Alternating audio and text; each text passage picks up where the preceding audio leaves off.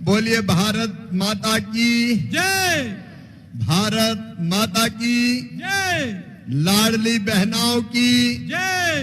प्यारे भाइयों की जय। और भांजे और भांजियों की जय।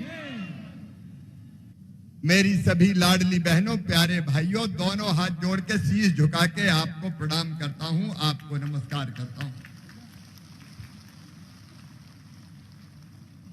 बहुत दिनों से इच्छा हो रही थी कि अपनी बहनों से जाके मिलूं। हार जीत होती रहती, कई कारण उसके रहते हैं। हम यहां नहीं जीते लेकिन पूरे प्रदेश में ऐसा बहुमत मिला है कि लोग दंग रह गए कि इतने इतने वोटों से भारतीय जनता पार्टी जीती। ये प्रचंड विजय जो बहनों के आशीर्वाद से मिली है, अपने प्रधानमंत्री श्रीमान नरेंद्र मोदी जी के प्रति जनता की श्रद्धा और अटूट विश्वास की विजय है।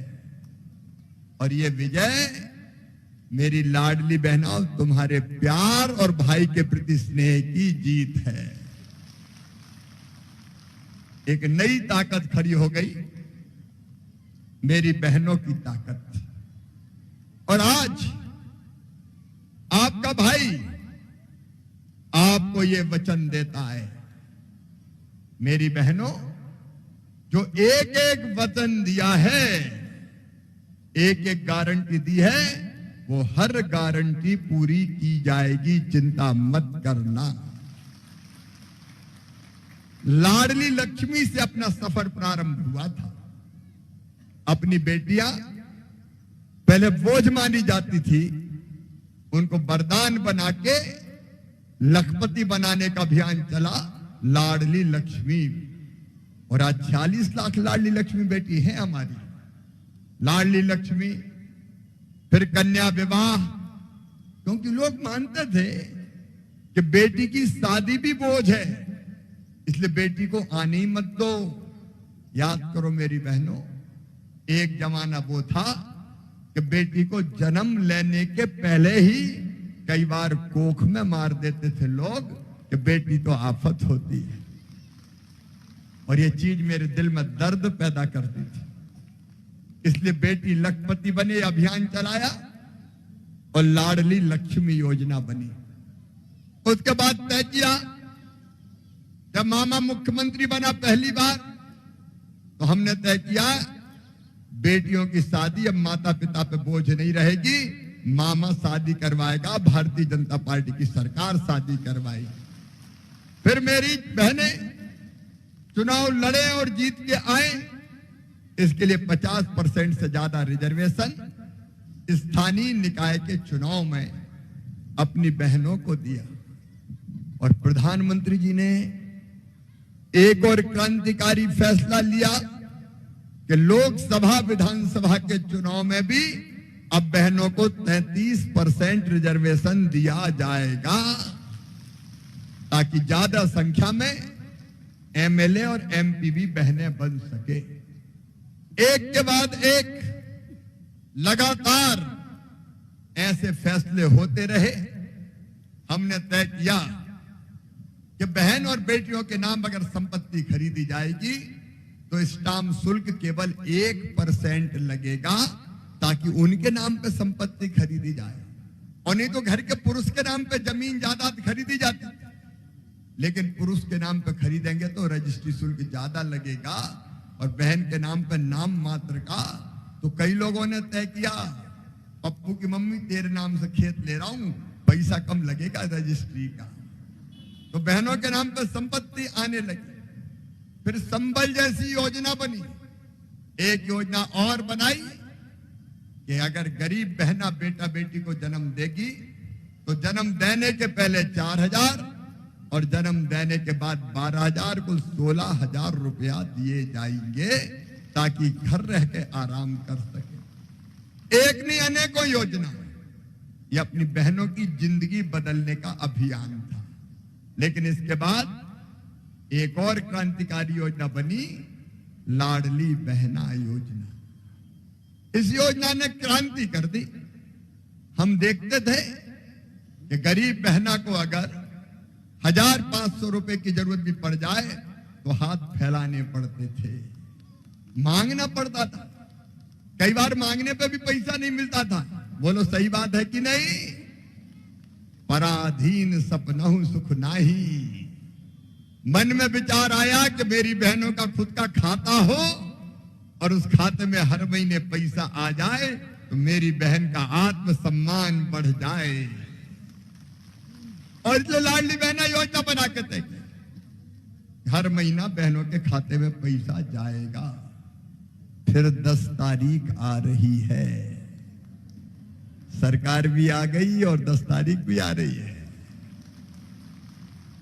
अब चिंता की जरूरत नहीं है।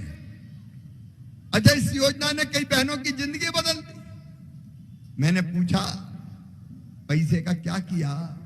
एक बहन बोली, भैया मैंने तो सिलाई मशीन ले ली, अब कपड़ा सी के और ज्यादा पैसे कमा रही हूं। एक ने कहा मैंने फल की दुकान लगा ली। एक ने छोटा सा भोजनालय खरीद लिया, खोल लिया। अलग अलग छोटे छोटे काम बहनों ने शुरू कर दिए और ये पैसा 1250 तक सीमित थोड़ी रहेगा। बढ़ाते बढ़ाते 250-250 रुपया आगे जाके कितना हो जाएगा? अरे बोलो ना, जोर से बोलो, क्योंकि तुम्हारा आशीर्वाद भारतीय जनता पार्टी को मिला है। मेरी बहनों, राजनीति और भाइयों से भी कह रहा हूं, ये पूरा मध्य प्रदेश अपना परिवार है। बहनों की योजना तो पूरी होगी, लेकिन किसान भाइयों चिंता मत करना, 2700 रुपया क्विंटल। अरे ताली तो बजा दो रे पीछे से। बहनें ताली बजा रही, भाई शर्मा रहे। बोलो भारत माता की। देखो जो एक एक वचन दिया मेरे बेटा बेटियों, ए भांजे भांजियों, लैपटॉप तो मिलेगा ही, स्कूटी तो मिलेगी, मेडिकल इंजीनियरिंग की पढ़ाई फ्री में होगी, मामा फीस भरवाएगा, बीजेपी की सरकार फीस भरवाएगी, चिंता मत कर। प्रत्येक परिवार एक रोजगार।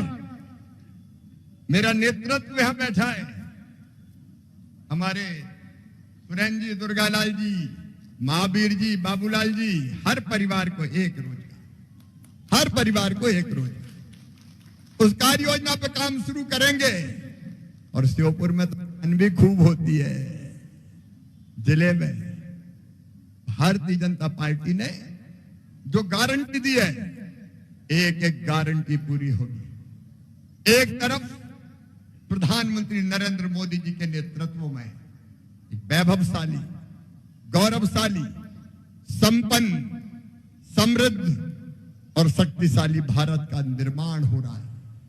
नरेंद्र मोदी भारत को भगवान का वरदान है, हम उनके पीछे खड़े हैं।